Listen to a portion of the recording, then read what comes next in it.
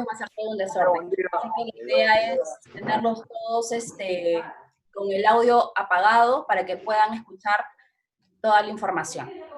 A ver, chicos. Para empezar, a ver un momento. Ok. Preguntándonos con la idea de qué es un certificado literal de partida. Ok.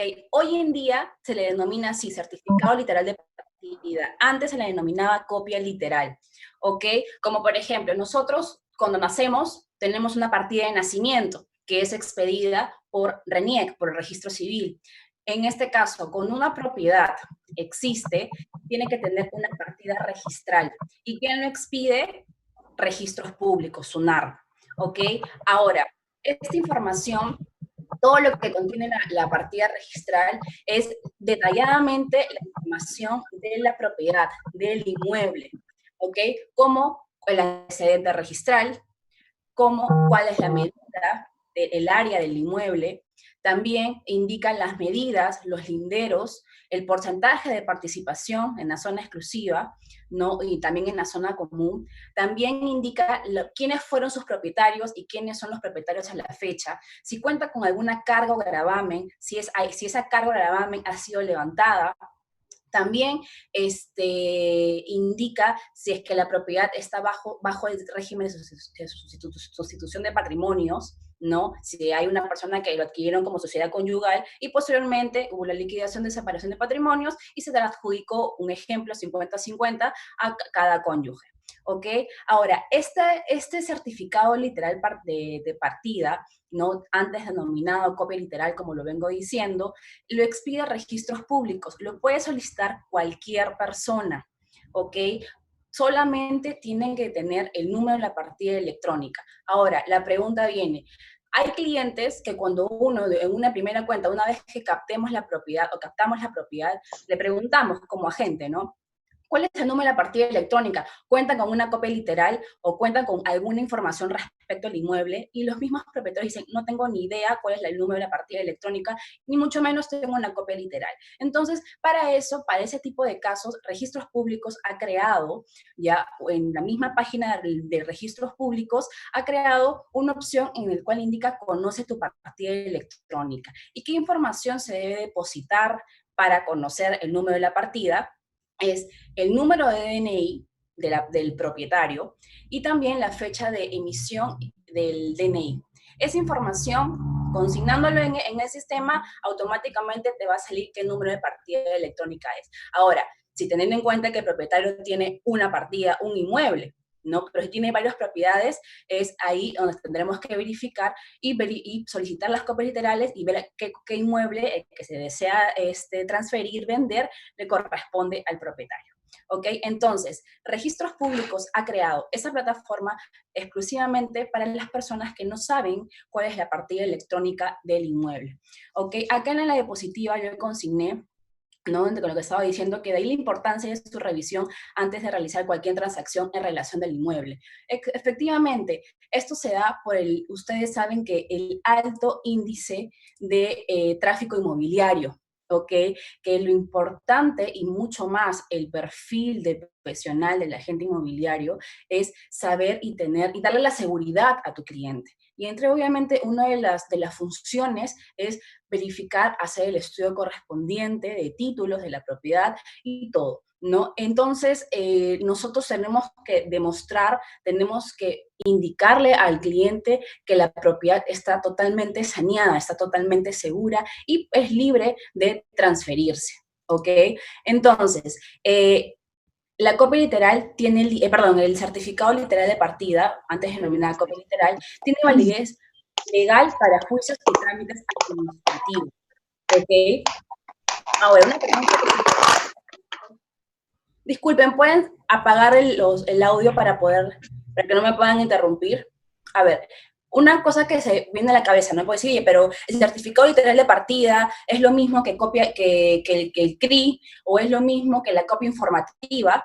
Sí, en el caso, como les explicaba en la introducción, la partida de nacimiento de propiedad es la partida registral. Entonces, la partida registral que va a conllevar y que tiene toda la información del título archivado, que es todo el acto inscrito respecto a ese inmueble, puede plasmar, uno, en el certificado literal de partida electrónica, que lo acabo de mencionar, en la copia informativa, que eso no tiene, pues, la finalidad. Es netamente, como su nombre lo dice, es informativa, porque no tiene relevancia ni administrativa ni legal, ¿ok? Y el CRI es el certificado registral inmobiliario, en el cual es el compendio de toda la información, pero mucho más detallado. ¿Por qué? Porque esa información conlleva a 30 años atrás. Entonces, esa información ha habido casos de que cuando solicitamos un CRI, hay información en manuscrito, ¿no? Porque antiguamente, cuando se empezó todo el ámbito registral y la regularización de las propiedades, todo era a manuscrito. Los registradores inscribían los títulos de manera manuscrita. Posteriormente hubo una evolución de la ficha, de ahí la máquina de escribir, y ahora lo que se refleja en la copia literal, en la partida electrónica, en la partida registral, ¿no? Entonces, esa información es lo que va a tener validez, ¿ok? El CRI definitivamente tiene validez legal y administrativa. El certificado literal de partida también. La copia informativa no tiene importancia, no es que no tenga seguridad, no tiene una fuerza administrativa ni legal, ¿ok? ¿Qué contiene, aparte de lo mencionado, el certificado literal, la partida registral?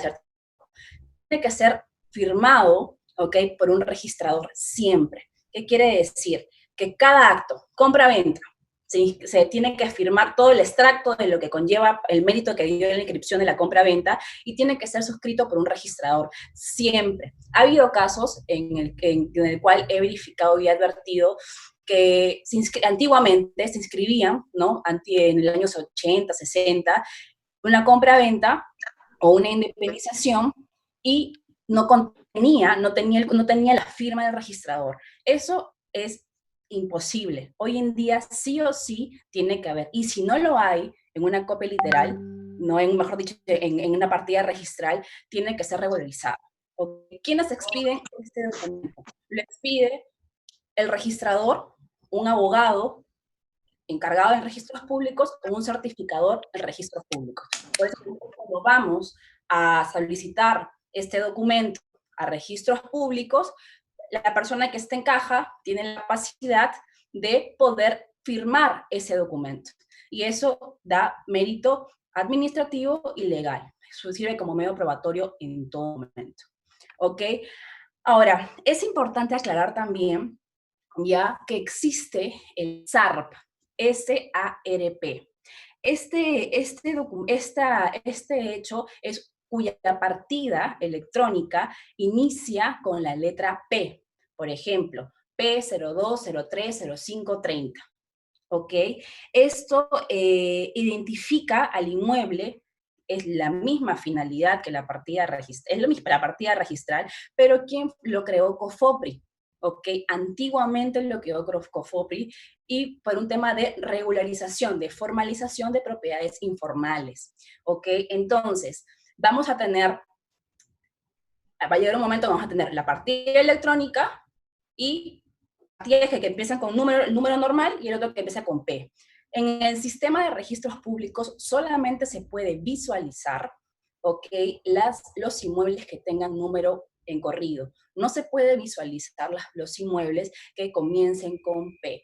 ¿Por qué? Porque es un sistema aparte, ¿ok? Es muy mínimo, el porcentaje es un 20% de propiedades en Lima, en el cual se consta esa denominación, no del inmueble, pero existe, ¿ok? Existe. Normalmente se da en distritos alejados, ¿no? Reitero, eso lo creó COFOPRI.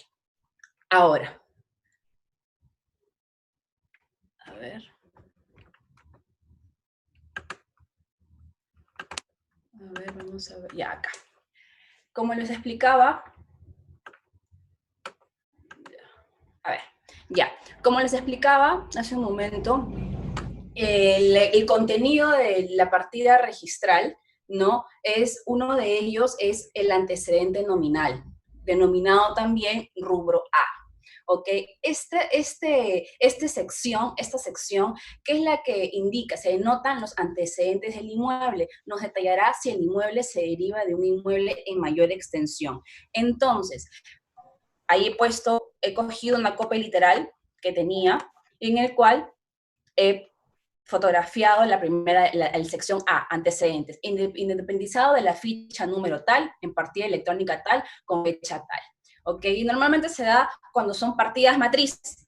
Primero, nacen con una partida matriz, de ahí se independizan, pero el antecedente se queda en la partida matriz. Por ejemplo, esto es importante cuando son edificios, propiedad horizontal y vertical, cuando el inmueble no cuenta con un reglamento interno.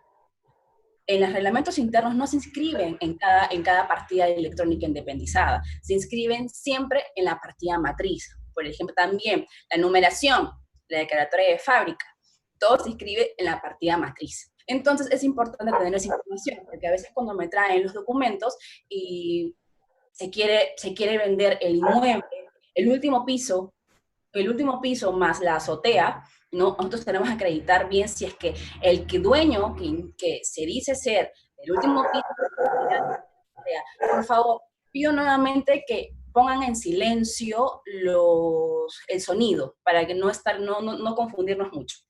Entonces, esta información es importante, ¿por qué? Porque me dicen, ¿tendrán este edificio o este inmueble en mi propiedad un reglamento interno? Verificamos la partida electrónica, no existe un reglamento interno, pero en el antecedente debería existir.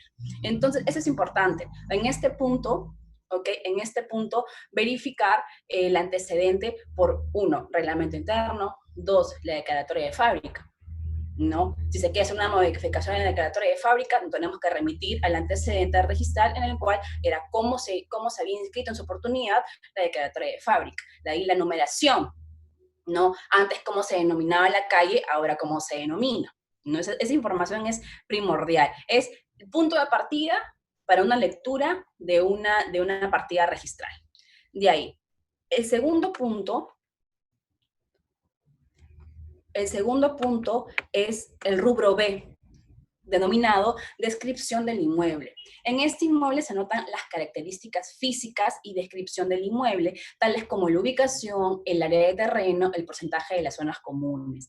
Este rubro es importantísimo. ¿Por qué? Porque nos va a decir gráficamente, físicamente, cómo está ubicado tu inmueble. Si mi edificio, mi departamento está ubicado frente a una avenida, frente a una calle, frente a un poste, frente a un río, frente a un parque, todo va a indicar en ese rubro de descripción del inmueble. Tienen la medida tal, a la derecha, a la izquierda, al frente, al fondo. Toda esa información está ahí. También el porcentaje de zonas comunes, zonas exclusivas. Es importante también verificar ahí la sumatoria. Todo el inmueble suma un 100%. Verificar si suma el 100% para que acreditarse que es de ese inmueble. La descripción calza con las medidas que se han inscrito en ese momento. ¿Ok? Antiguamente, les explico, era un tema bien complejo porque los registradores inscribían las propiedades y decían que la propiedad estaba frente a un río, frente a un río, al costado de un poste, y al fondo un parque. Literalmente, las descripciones del inmueble eran así. Hoy en día, si bien es cierto, ha habido un avance gráfico, un avance catastral, pero no es del todo, no quiero decir válido, porque sí es válido, pero no es del todo completo, ¿ok?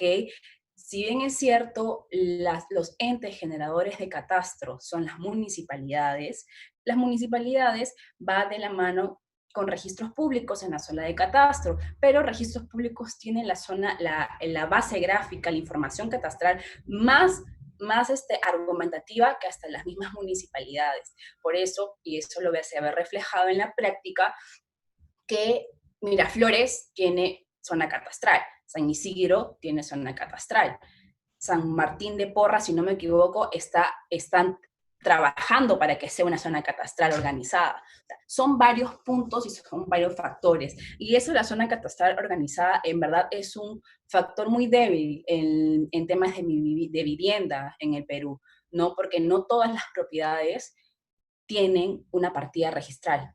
Como por ejemplo, como iniciaba el taller, ¿no? La partida de nacimiento da inicio, ¿no?, a la vida de una persona y toda la información que se indica ahí, y no todos cuentan con una partida de nacimiento. Por ejemplo, los pueblos lejanos, o no, ese tipo de circunstancias existen. Igual en un inmueble. Hay inmuebles que no cuentan con una partida electrónica, claro, con una partida registral. Entonces, he ahí la confusión y ahí el tema. Hay que ver si ese inmueble está ubicado o no es una propiedad cultural, ¿no? Un inmueble que conlleva una cultura. Eso es más complejo porque tenemos que tener la autorización del Ministerio de mi Vivienda para poder transferir ese inmueble. El 100% no se transfiere, ¿no? Porque es un trámite súper engorroso y aparte demora bastante. ¿Ya? Entonces, en este rubro se va a especificar ese tipo de características. Acá también, por ejemplo, cuando hemos hecho un estudio de títulos, acá también se describe si el inmueble cuenta con azotea, ¿no? Ahora, las memorias descriptivas, el trámite administrativo para una independización es mucho más claro, evidenciado que hace muchos años, ¿no? Ahora, por ejemplo, por regla general, los azoteas, los aires, o como se les quiere llamar, azoteo o aires, debería ser lo mismo, pertenecen es un bien común que pertenece a todos, ¿ok? A todos en un edificio. Entonces, hay constructoras, ¿no? Hay constructoras que indican, no, ¿sabes qué? El inmueble, el último piso, el cuarto piso, también se le adiciona la azotea o aires, y eso también está escrito ahí. Si hay una copia literal en el cual se indica eso, genial, ¿no? Porque no vamos a remitirnos al reglamento interno. Y en el reglamento interno es exactamente la misma información que contiene el asiento de inscripción de la azotea, que también es titular registral, es propietario, la persona que lo va a adquirir en el último piso. ¿Me dejo entender? Así que eso es importante. Hay partidas electrónicas hoy en día que indican eso. También he visto partidas electrónicas que, por ejemplo, acumulan. Ustedes saben que hay partida electrónica para departamento, estacionamiento, depósito, ¿no? Hay constructoras que para un tema más fácil, para dar una facilidad, acumulan todos los inmuebles en una misma partida electrónica y genera uno. Y en la descripción del inmueble figura el departamento con tales linderos, tales áreas. El estacionamiento con tales linderos, tales áreas. El sótano, el depósito con tal estacionamiento y tales áreas. Entonces, ahí también conlleva, no es usual, en la práctica no es usual, pero legalmente se puede hacer. Hay constructoras que es un 10% que lo realizan, ¿no? Que lo realizan, pero vendría a ser exactamente lo mismo. Ahora, vamos al tercer rubro, que se denomina títulos de dominio. Este rubro es muy importante también, porque en este rubro se notan todas las transferencias que la propiedad haya tenido en el transcurso del tiempo. Si yo adquirí la propiedad mediante una asociación intestada, si yo adquirí una propiedad mediante una compraventa, si yo adquirí una propiedad mediante una donación, si yo adquirí una propiedad mediante un anticipo de legítima, si yo adquirí una propiedad mediante una adjudicación por remate, toda esa información se va a ver reflejado en ese rubro, ¿ok? Y acá también les consigné la información. Es importante tener en cuenta que los registradores solamente ponen un extracto de todo el título archivado que da mérito a esa inscripción. No ponen toda la información porque imagínense la cantidad de páginas que pueda tener ese asiento solamente, ¿no? Así que, ¿cuál es lo importante en este asiento?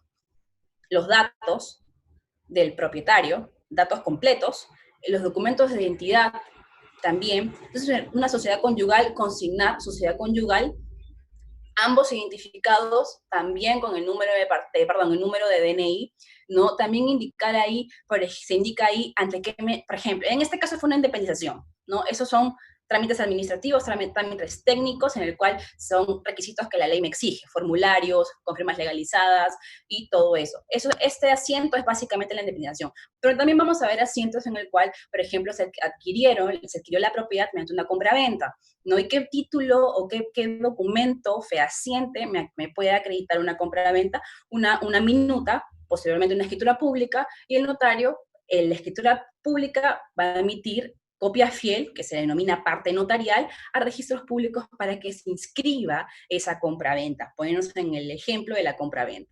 Entonces, en ese asiento, si es la denominación mediante compraventa, es importante también verificar ante qué notaría se ha extendido esa escritura pública. Porque a veces me preguntan, Aiza, el cliente no tiene ni idea quién es, dónde firmó su minuto de compra-venta. No tiene ni idea dónde se constituyó la hipoteca.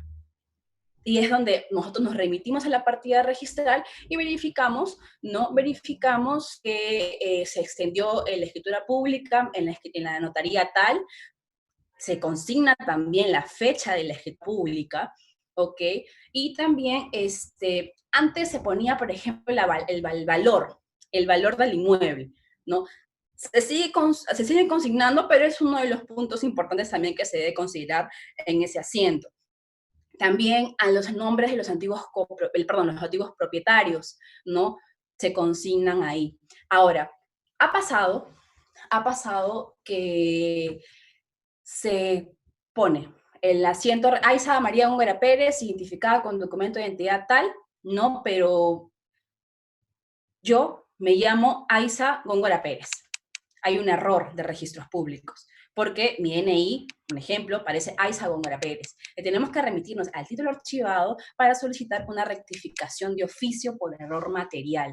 Este acto es un acto gratuito porque, como bien lo comenté, es un error netamente del registrador al momento de inscribirlo. También es importante, por ejemplo, que identificar a la persona, ¿ok? Si es que dice Aiza María Góngora Pérez, compró el inmueble de su anterior propietaria X, Aiza Góngora Pérez puedo ser yo, puede ser otra persona que vive acá, en el extranjero, donde sea. Entonces, es también importante hacer que consigne el número de documento de identidad por el tema de homonimia. Okay. Por eso, cuando ustedes capten una propiedad, tienen que pedir o solicitar al cliente el certificado de la partida registral. También tiene que solicitar el testimonio, si lo tuviera, ¿no? Porque igual hay clientes que no lo tienen o que lo derivan también a la notaría y ya se solicitan a la notaría, ¿no? También esos documentos son importantes también para solicitar, y el DNI, por el momento, para hacer un estudio a primera fase sobre respecto a la propiedad, ¿no? De ahí, acá también un dato importante es todo acto que se inscribe en registros, ya se va a consignar la fecha de inscripción, el día, la inscripción, el día, la hora, el segundo en el cual fue presentado el título a registros públicos. Me dejo entender. Cuando nosotros solicitamos o iniciamos un proceso judicial en el ámbito procesal, nosotros iniciamos con una demanda, sea procesos civiles, o una denuncia, sea procesos penales, ¿ok? Esto genera un número de expediente. En este caso, yéndonos al lado registral, cuando nosotros ingresamos un documento a registros públicos, obviamente que den origen a una inscripción, porque no podemos ingresar actos que no den origen a una inscripción, me va a generar un número de título, ¿ok? Entonces, esta información es muy esencial porque esto se va a ver reflejado también en el asiento, porque va a indicar que el día 14 del 2 de 2020 se presentó una compra-venta a las 10:25 con 10 segundos, ¿no?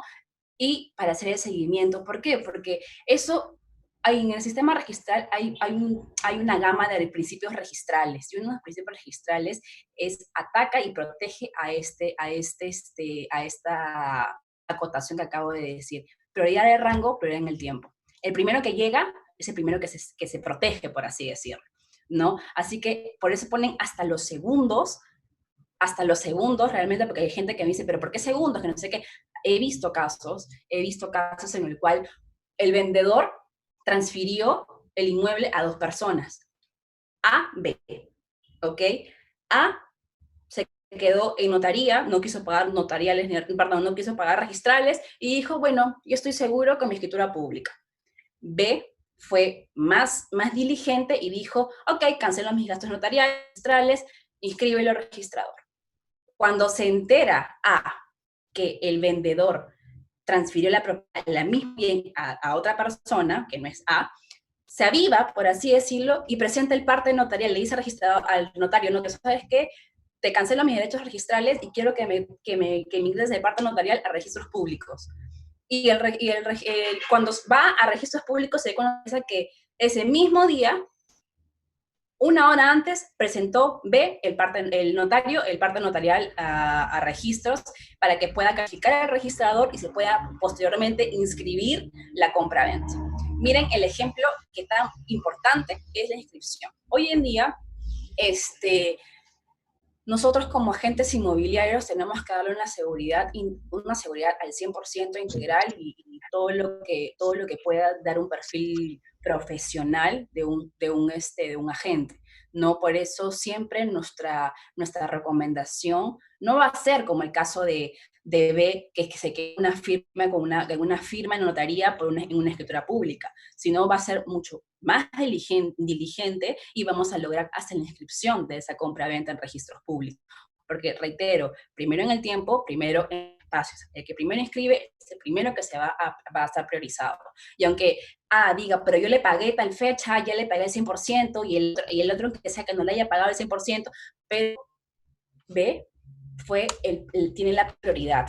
Ya eso, registralmente, B tiene la prioridad. En temas procesales, de responsabilidad, por ejemplo, de esteronato, que es un delito penal que se le acarrea al vendedor, a la persona, mejor dicho, que vende la misma propiedad a dos personas, ya es ámbito netamente penal, ¿ok? Pero en ámbito registral prevalece el que primero ingresa el registro, ¿ok? De ahí.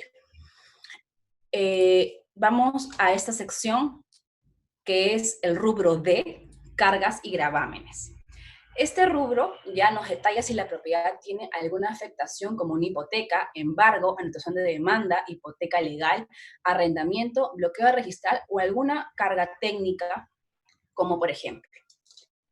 Acá, en esta partida registral, ¿no? Verificamos que el inmueble cuenta con una hipoteca, ¿no? Inscrita en el asiento D0002 de la partida. Entiendo que esta partida es la partida matriz, ¿no? Hipoteca constituida por el banco de crédito a favor de tal, inscrita en la partida electrónica tal.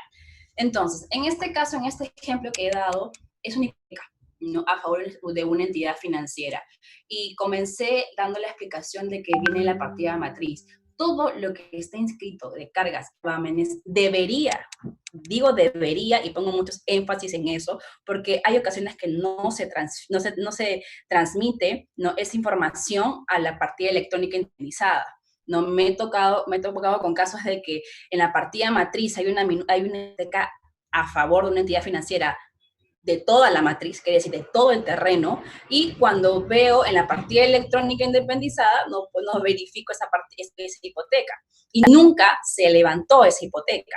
Entonces, esa información es importante porque también nosotros, por ejemplo, ¿qué documento explica registros públicos para que pueda acreditar si el inmueble cuenta o no cuenta con una carga o gravamen? Certificado de cargas y gravámenes que lo expide registros públicos y te lo entregan en un plazo de 3 a 5 días, si no me equivoco, ¿no? Entonces, tomando este tema, definitivamente hipoteca es un gravamen, ¿no?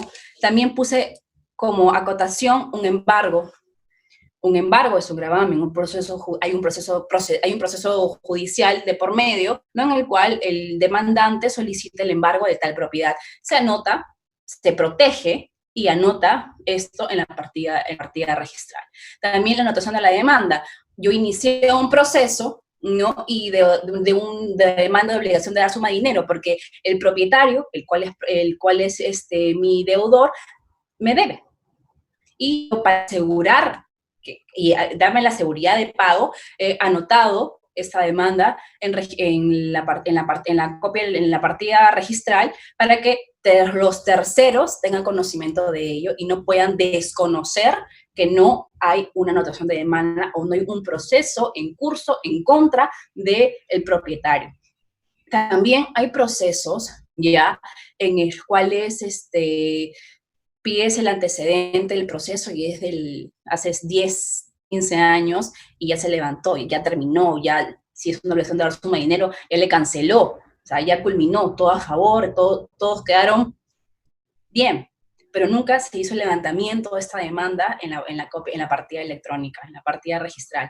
Así que esa información esa actualización se tiene que realizar.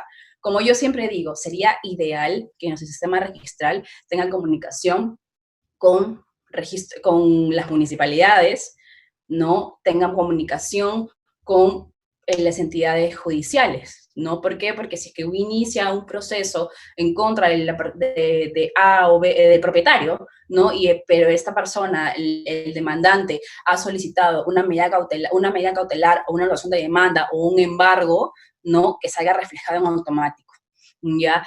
Por eso, cuando hago y realizo el estudio de títulos de la propiedad, ya toda la evaluación integral con los documentos que acrediten toda la propiedad y que sea seguro y que esté realmente acreditado la propiedad, carga o gravamen en el inmueble, siempre yo solicito un reporte judicial que me dicen, ¿no? Pero Aiza, eso no lo hace la notaría, eso no lo pide el banco, si es una compra-venta con intervención del banco, eso ni siquiera lo pide el mismo propietario o el comprador, que tiene un abogado que le está haciendo todo el trámite. No, hay situaciones que no son así, ¿no? ¿Por qué? Porque nosotros tenemos que darle, reitero, una evaluación y una seguridad a nuestro comprador. Y como nosotros como profesionales, saber que lo que estamos haciendo, estamos haciendo la gestión, debemos hacer diligentes al 100%, ¿ok? ¿Y por qué decía el comentario? Nosotros sabemos que un proceso, sea materia que sea, no va a durar un año, no va a durar 2 años, no puede durar 3, 4, 5, hasta 10 años, ¿ok? Entonces, puede ser que mi partida registral no cuente con ninguna carga o gravamen. Solicito mi certificado de cargas y gravámenes y no existe ninguna carga y gravamen. Registralmente está en óptimas condiciones, pero voy a solicitar mi reporte judicial, ¿no? Y veo que el propietario cuenta con un proceso de obligación de dar suma de dinero en el cual él tiene que pagar y están a punto de embargar el inmueble. A veces por la carga procesal, a veces por los feriados o por u otras cosas externas, no hay una comunicación o no comunican a registros públicos o no anotan en registros públicos este hecho, ¿no? Y estamos en un escenario en el cual tenemos una partida registral que está el inmueble totalmente saneado y tenemos en un proceso judicial en contra del propietario y sabemos que ya están por embargar el inmueble o quizá están por rematar el inmueble o hay una anotación de demanda en el cual nunca se ha inscrito en la propiedad. Nosotros cuando ha pasado eso, nosotros verificamos siempre y hacemos el análisis ya de qué tan contingente es el proceso, ¿no?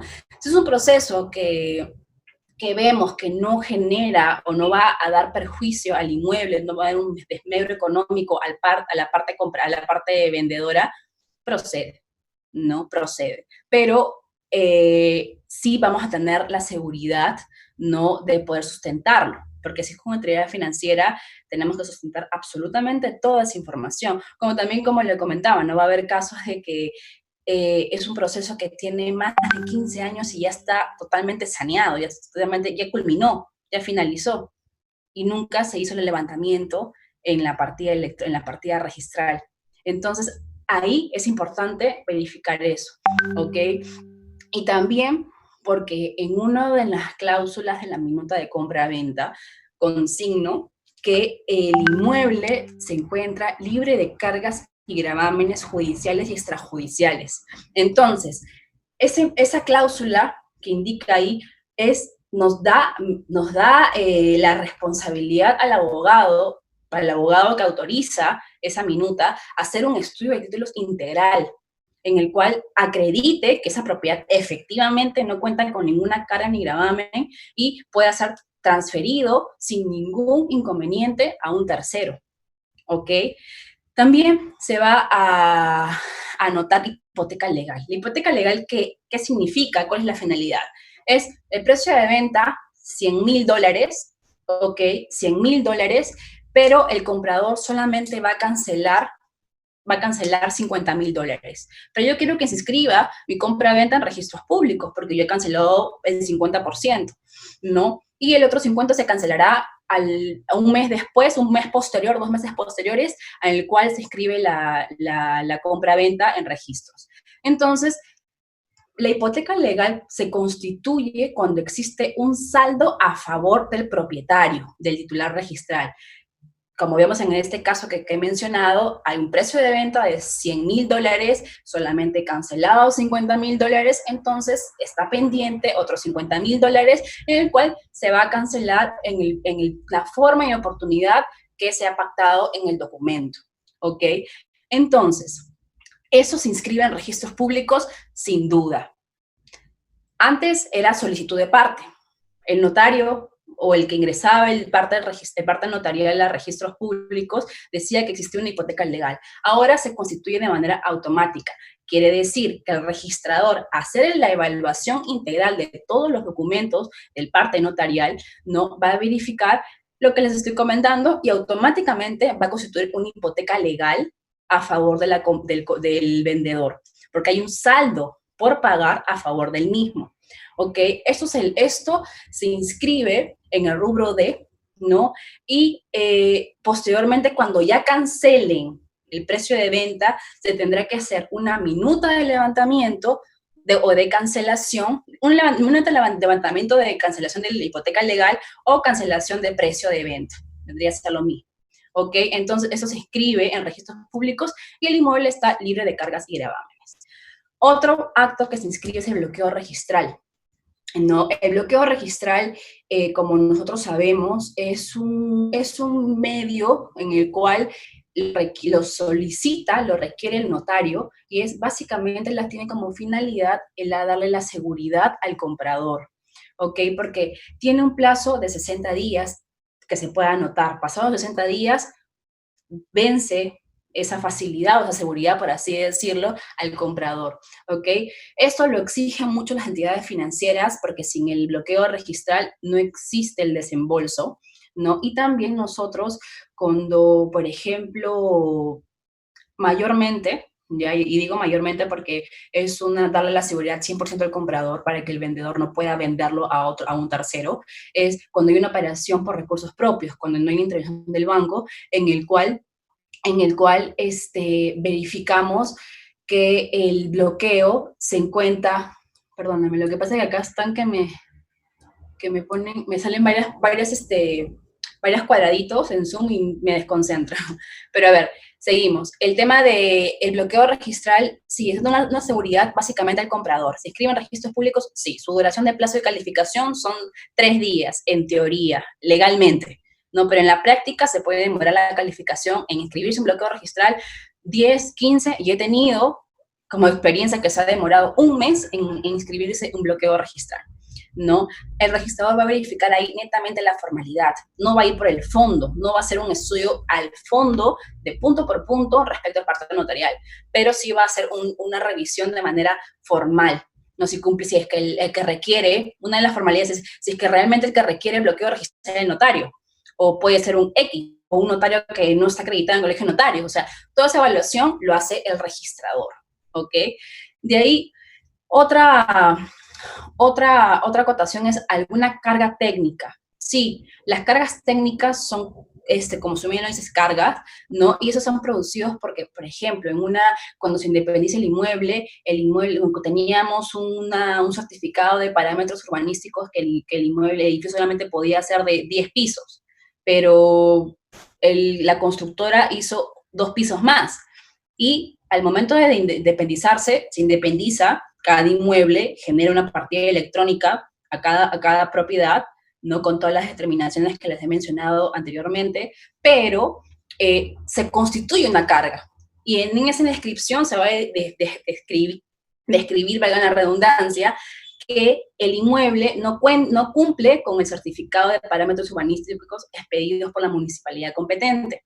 Entonces, constituye esa carga técnica de forma automática, ¿ok? O sino también, por ejemplo, si es que la distribución en el proyecto o en la declaratoria de fábricas indicaba de que era 5 pisos y 4 estacionamientos, y me han hecho 1 y no me han hecho 2, o sea, toda esa información técnica se genera una carga si es que no se cumple con la normativa municipal para poder independizar una propiedad, ¿ok? De ahí nos vamos al siguiente rubro. Cancelaciones. Ya, este rubro está en la sección E. Ya, se puede verificar si los gravámenes o cargas mencionadas hace un momento han sido levantadas. Puse el ejemplo, si es que se constituye una hipoteca legal, ¿no? Y se inscribe para siempre, no, se tiene que hacer una propuesta de cancelación de precio de venta o levantamiento de hipoteca legal, ingresar a la notaría, cancelar tus derechos notariales y registrales, para que el notario emita el parte notarial a registros públicos y se pueda levantar. Ese levantamiento se inscribe en el rubro E, el cual es cancelaciones, al igual que una razón de demanda, al igual que un bloqueo, ¿no? Por ejemplo, pasa, y nos ha pasado, en el cual contamos con una propiedad que tiene un bloqueo registral, ¿no? Cuenta con un bloqueo registral, pero en el siguiente, y termina, o sea, la página, la partida del registral es, el último asiento es el bloqueo registral, y no hay una compra-venta posteriormente, ¿no? Y en este caso, lo que se tiene que hacer es el notario, el que requirió el bloqueo, tiene que solicitar el levantamiento del bloqueo para que no tenga un bloqueo, no exista una compra-venta. Porque ¿qué es lo que una de las finalidades también del bloqueo? Es acreditar que existe una minuta ingresada a X notaría tal día entre el propietario y entre el actual posible comprador. ¿Ok? Entonces, evidencia que hay un acto, evidencia que la intención del vendedor de celebrar una minuta, mejor dicho, una escritura pública, o celebrar, tener el interés, la manifestación, la voluntad de querer transferir esa propiedad. ¿Ok? De ahí, el rubro F. El rubro F es el registro personal, ¿ok? Se debe verificar si la propiedad no está incluida en un proceso de separación de bienes u otras situaciones personales como incapacidad de propietario. En este rubro ya se inscribe, por ejemplo, si es que ambos, cónyuge A y B, ¿ok? Cónyuge A y B, casados obviamente, se solicitan una separación de patrimonios, ¿no? Y eso se anota en ese asiento. O si el esposo tiene una incapacidad, se inscribe en ese asiento, ¿ok? Esa información usualmente a veces los podemos ver cuando pedimos una partida, ¿no? Una partida y vemos que siempre sale una hoja adicional. Nos sale separación de patrimonios, o divorcio, o incapacidad del propietario. Esa información es la que conlleva a este rubro. ¿Ok, chicos? Entonces, quiero que tengan claro la importancia de la partida registral. Les digo que este documento es el punto de partida en nuestro negocio. Nosotros, cuando captemos una propiedad, tenemos que solicitar un documento en el cual acredite, porque a veces los clientes vienen y nos dicen, yo solamente tengo mi testimonio y nunca escribí mi compra-venta en registros públicos. Y nosotros tenemos que aconsejar que el propietario regularice esa propiedad y esté a favor, ¿no? Que esté a favor mismo, y de ahí en ese momento poder transferirlo, porque si no, no es viable, ¿no? No es viable. Entonces, el certificado literal de partida, antes denominado copia literal, ya es el punto de partida para poder nosotros ver cuál es el estado del inmueble. A ver si vale la pena el tiempo, el dinero o si realmente vemos otras opciones y obviamente con mucha transparencia le indicamos al propietario y con los términos correspondientes para que puedan entender la figura como tal. Así que eso sería todo. Gracias, chicos. Vamos a pasar por las preguntas, ¿ya? Para que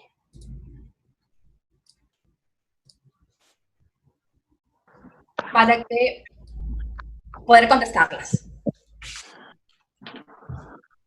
Aiza, ¿puedes ver las preguntas o quieres que te ayude? A ver, a ver. Acá está, mira, había un par de preguntas. Maya Fernández decía, si no está inscrita la anotación de demanda, ¿no se puede vender? Lo que pasa es de que, ok, no se quita la anotación de demanda, pero entiendo que cuando sacamos el reporte judicial se va a evidenciar que hay un proceso. Hay que ver cuál es el estado, si es contingente o no. La contingencia acá va a prevalecer. Vamos a evaluar si efectivamente vale la pena poder vender ese inmueble. Ahora, en buena cuenta, legalmente el inmueble se puede vender con cargas y gravámenes. Eso es cultura general. Pero nosotros somos un agente diligente en el cual tenemos que decirle la verdad a nuestros clientes. No podemos ocultar información, ¿no? Y mucho más es como una entidad financiera, ¿no? Y más las responsabilidades que acarrean a cada responsable profesional, no como un agente inmobiliario, como el abogado que autoriza esa minuta, ¿no? Así que probablemente tengan una anotación de demanda en el cual la demanda se quedó ahí, se concluyó solicitaron ambas partes la conclusión del proceso, pero nunca se vio reflejada en la partida registral. Entonces se tiene que hacer ese levantamiento de esa demanda en el cual el juzgado, ordena que el juzgado emita, o sea, el juez emite una resolución en el cual levante esa anotación de demanda. Y ya una vez que se levante esa anotación de demanda, se puede vender sin facilidades, sin ningún inconveniente. Buenísimo. Dice Maya Fernández, dice, pero ¿qué pasa si el abogado no hizo la anotación de la demanda? ¿Se puede vender igual al precio de mercado? Como que la anotación, reitero, o sea, probablemente no está escrita en registros públicos, pero pues, acá solicitamos el reporte judicial y sí se evidencia que hay un proceso, hay una demanda. Ahí tendremos que evaluar, y lo que acabo de mencionar, evaluar la contingencia en el proceso como tal. No sé si dejé o esclarecí tu pregunta.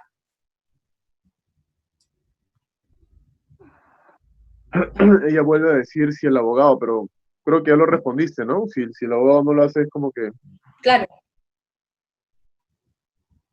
Roberto dice, ¿cuál es la diferencia de una partida registral y el CRI? Claro, por ejemplo, la partida registral es toda la información que hemos mencionado. El CRI es un certificado registral inmobiliario que va a tener la misma información, va a tener la información de la partida registral, porque ponemos ahí el inicio, ¿no? La partida registral es la partida de nacimiento del inmueble, ¿no? Entonces, ¿cuál es la diferencia entre el certificado literal de partida, ¿no? Antes conocida como copia literal, y un CRI, certificado registral inmobiliario? Es que el CRI va a tener información más consolidada, información de hace 30 años atrás, y probablemente vayamos a ver CRIs en el cual estén asientos con manuscrito, o sea, está a mano. Así que esta es la gran diferencia, pero en sí el contenido es lo mismo, es la información del inmueble. Ya. Jorge pregunta, ¿cómo levantas una carga, por ejemplo, tienes un inmueble de 5 pisos y solamente cuentas con 2 estacionamientos, mientras te solicitan para 5 pisos mínimo 6 estacionamientos? Claro, eso tendríamos que verlo tenemos que indicar una verificación técnica, tenemos que solicitar un certificado de cargas, un certificado de parámetros urbanísticos, tendríamos que remitirnos al título archivado, a ver del título archivado de carácter de fábrica, o sea, realmente el título archivado de todos los actos inscritos, para ver cuál era la normativa que se aplicó en ese momento, y si en ese momento el certificado de parámetros urbanísticos servía para esa información el cual fue edificado, ¿no? O sea, es un estudio integral técnico en el cual se tiene que verificar eso, con la ayuda, obviamente, de un verificador técnico que tiene que estar acreditado e inscrito en registros públicos, ¿no? Porque eso es muy importante. Hay veces que te dicen que yo soy verificador técnico, ¿no? Y realmente no están inscritos en registros públicos. Tienen que sí o sí estar inscritos en registros públicos para que sea válido y seguro, obviamente, tu acto. A ver, acá tenemos un par de preguntas. A ver. ¿Qué pasa si te... Dice Igor, ¿me escuchas, Aiza? Sí. Ya, doctora Aiza, buenos días. ¿En qué casos sugieres que hagamos la consulta judicial siempre o en casos específicos? Ejemplo, terrenos que causa duda porque no construyeron antes. ¿O qué tips sugiere, doctora? Gracias por su apoyo. ¿Qué tal? Mira, particularmente, yo cada vez que hago un estudio del título de las propiedades y elaboro la minuta de compra-venta, solicito sin duda un reporte judicial. Siempre, siempre, siempre. Hemos buscado mecanismos con los agentes, ¿no? Porque alternativas, porque a veces la persona que atiende en reportes judiciales en la Corte Superior de Lima, en el centro de Lima, no quiere, dice, primero eran que somos un reporte judicial, no damos un reporte judicial en el cual acredita que no haya o sí hay un proceso judicial en curso o culminado. Pero ahora han agarrado la opción, han optado por decir, si no tienen proceso, no emito un reporte. Pero a ver, ¿qué documento me acredita eso? Si no tenemos ningún proceso, se lo dicen ustedes, ¿no? Y lo que nosotros hemos optado en la oficina es, por ejemplo, ir con una hojita, una hoja, y poner nombre tal, documento de identidad tal, y el mismo señor, el encargado del área de reportes judiciales, pone su sello y pone no hay procesos en curso. Y ya, y eso nos da una seguridad, efectivamente, que responsable del área de reportes judiciales nos acredita que no hay un proceso en curso. Ahora, es importante también porque, por ejemplo, en el centro de Lima, ya te dan un reporte para procesos en áreas de alimentos, áreas laborales y áreas civiles, ¿no? Si queremos un reporte penal, tendríamos que ir al Ministerio Público, ¿no? Para solicitar ese reporte penal. El reporte penal cuesta 3,50 soles y el reporte judicial está a 1,50 o 1,80 si mal no me equivoco. Pero también es importante tener en cuenta que la competencia uno de los requisitos para iniciar un proceso judicial es que tú demandes en la jurisdicción, o sea, dentro de la jurisdicción del demandado, ¿no? Entonces también es importante acudir a juzgados en el cual, por ejemplo, si el propietario vive en su documento de identidad indica que está en el Callao, ir a los juzgados especializados civiles o las cortes que están ahí para ver y solicitar ese reporte judicial. Eso es importante también, ¿no? Es importante también. Pero en buena cuenta, nosotros pedimos siempre un reporte judicial. Si no, si vemos que, y depende, ¿no? Como lo repetí hace un momento, si es muy contingente el proceso, no lo llevamos a curso. Perfecto.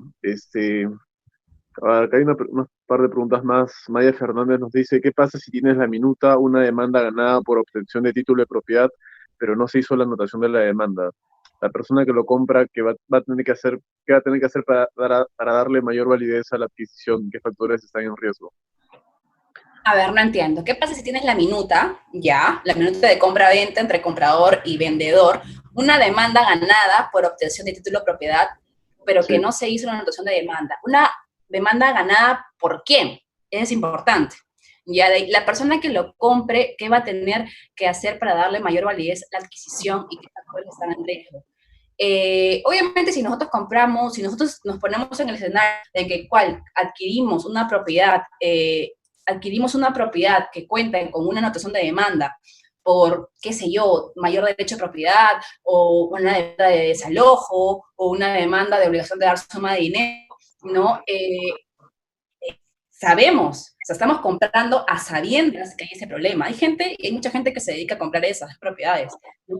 Pero, no, reitero, la evaluación, el perfil profesional de un agente inmobiliario de RE/MAX es darle una información integral y segura a tu cliente. Y darle y transparentar absolutamente toda la información de la propiedad. Porque yo soy de las personas o de los profesionales que damos todas las alternativas. no me gusta caer en ningún cabo suelto para que después no haya ninguna contingencia y no se vayan o no responsabilicen, no discuten una responsabilidad tanto al agente inmobiliario o al abogado que autorizó la minuta. Ya. Caro dice, nosotros tenemos el poder de pedir el reporte judicial para verificar que la propiedad está plenamente saneada, o quién debería ser la persona que exige esto. Ojo que, ese es un buen comentario, porque ojo que no es que el reporte judicial te dé la información de que está la propiedad saneada. Ojo, eso no es la finalidad del reporte judicial. El reporte judicial es básicamente decir si el propietario cuenta o no con algún proceso en curso o fenecido que pueda afectar a la propiedad.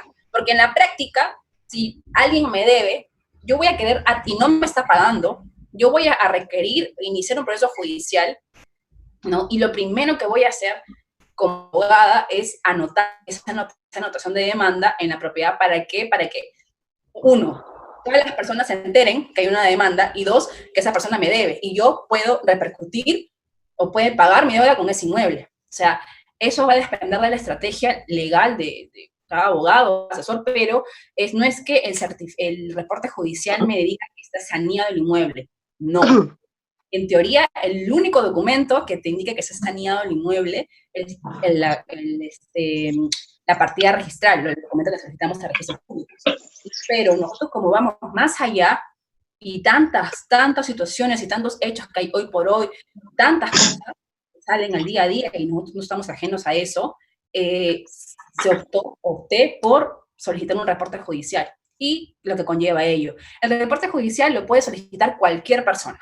No es que tenga que ir el propietario o el comprador, no, cualquier persona. Los agentes van a solicitar los reportes, cualquiera.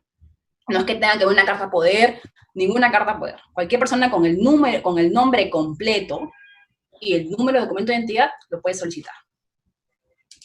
Perfecto. Hay una pregunta acá de Eduardo, dice, en esta situación de cuarentena se quedó una transacción al 50%, se firmó en minuta de notaría la primera semana de marzo y el comprador realizó un pago por el 50% del precio de venta, quedando pendiente el otro 50%, el cual tiene cheque de gerencia en mano. ¿Qué riesgos hay con eso? El comprador no ha manifestado que se está quedando sin ahorros y por la incertidumbre mi temor es que el comprador no quiera continuar con la operación. ¿Puede pasar? Pregunta. Primera pregunta importante es, ¿se firmó la minuta de compra-venta? Uno, ¿es con intención del banco o es por recursos propios, sin intención del banco? Segunda pregunta, en ambos casos, ¿hubo un bloqueo registral? Al contado. Al contado, ok. ¿Hubo un bloqueo registral? Si la pregunta es sí, no hay ningún inconveniente. ¿Por qué? Porque ya la seguridad del comprador y el vendedor podría accionar mediante un proceso judicial el cumplimiento de esa obligación.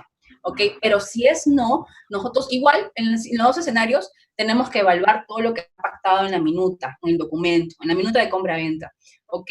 Si se generan penalidades, ¿no? Ahora, si bien es cierto, esta situación, haciendo un paréntesis, esta situación de la cuarentena afecta en las compras-ventas y afecta también en los arrendamientos. Y para ambos casos, ya la solución es transparentar la situación, el que salga menos perjudicado. Eso es la opción legal que se está dando en todo momento. Porque hay mecanismos, sí, pero ningún mecanismo ahorita están sirviendo porque ninguna entidad judicial están funcionando.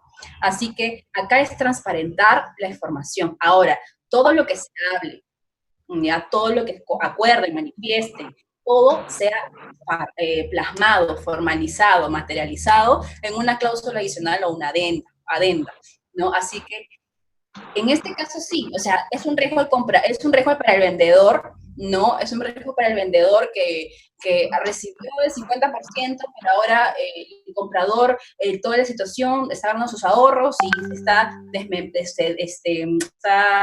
no tiene un 100%, definitivamente ahí tiene que conversar y transparentar la situación, sí o sí.